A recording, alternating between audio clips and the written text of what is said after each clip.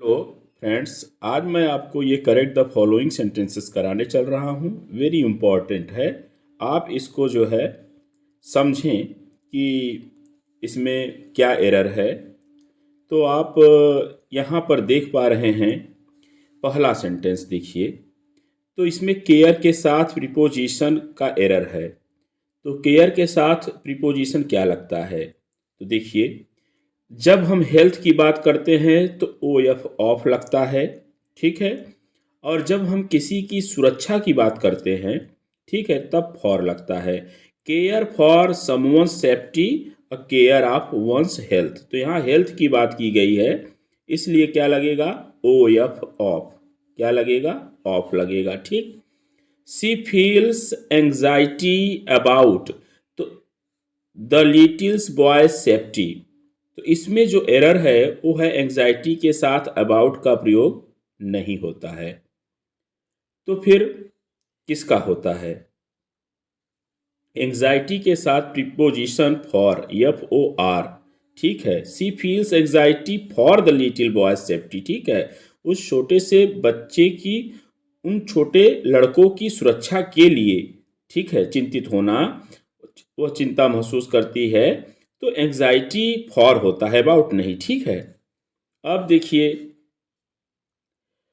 I have no claim, ठीक है। I have no claim of this property. तो claim के साथ में देखिए, अगर प्रॉपर्टी की बात करें या थ्रोन, सिंहासन की बात करें, तो to, T O, to preposition आएगा, ठीक। T O to.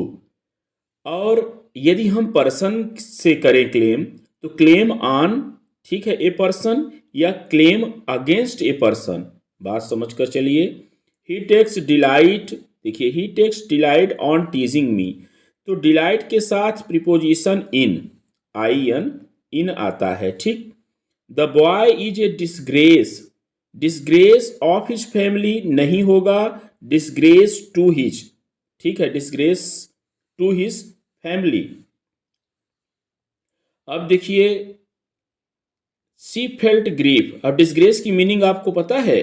इसका मतलब अपयश, हाँ, बदनामी, ठीक। सी फेल्ट ग्रीफ, ग्रीफ का मतलब तो आप जानते हैं, दुख होता है। The death of her servant, तो ऑन का प्रयोग यहां नहीं होगा। यहां पर ग्रीफ के साथ एटी, एट का प्रयोग होता है। At the death of her servant. Some priests, कुछ प्रियेट्स सो ग्रेट जील, जील मतलब उत्साह होता है। दियर रिलीजन, इन दियर रिलीजन, तो इन नहीं होगा, में नहीं, फॉर, जील फॉर, ठीक है, उत्साह किसके लिए? अपने धर्म के लिए। I found him absorbed. Absorb के साथ प्रीपोजिशन इन आता है, तल्लीन होना किसी चीज में, इन हिज स्टडीज, ठीक है। अब नेक्स्ट आइए हम लोग यहाँ पर देखते हैं, और ये है आपका कि his earnings are not adequate for his needs. Adequate मतलब पर्याप्त होना। तो वैसे हिंदी निकालोगे तो इसका करेक्ट आ रहा है ना, के लिए, अपनी आवश्यकताओं के लिए, लेकिन एडिक्वेट के साथ प्रीपोजिशन टू आता है, ठीक है, T O to. He became alarmed. Alarmed by the rumour नहीं, अलार्म्ड के साथ एट प्रीपोजिशन आता है, ठीक है। और आई वॉज अमेज्ड के साथ भी at, A T, at. I was amazed at your brother's boldness, ठीक है। किसी के साहस पर भौचक्का हो जाना, ठीक है, आश्चर्यचकित हो जाना, अमेज्ड एट, ठीक है। The path of A reformer, ठीक है, रिफॉर्मर का जो रास्ता है, इज बिसेट, भरा होता है, विथ डिफिकल्टीज, बाय डिफिकल्टीज नहीं, ठीक है, बाय डिफिकल्टीज नहीं, विथ। तो early rising is beneficial for health. तो बेनिफिशियल के साथ प्रीपोजिशन क्या लगता है? तो बेनिफिशियल टू होता है, ठीक है, फॉर नहीं, beneficial to. The student is now busy in his class work. Busy with होता है, ठीक है, बिजी विथ, अब बिजी एट का प्रयोग होता है, लेकिन यहाँ बिजी विथ लगेगा, विथ, ठीक।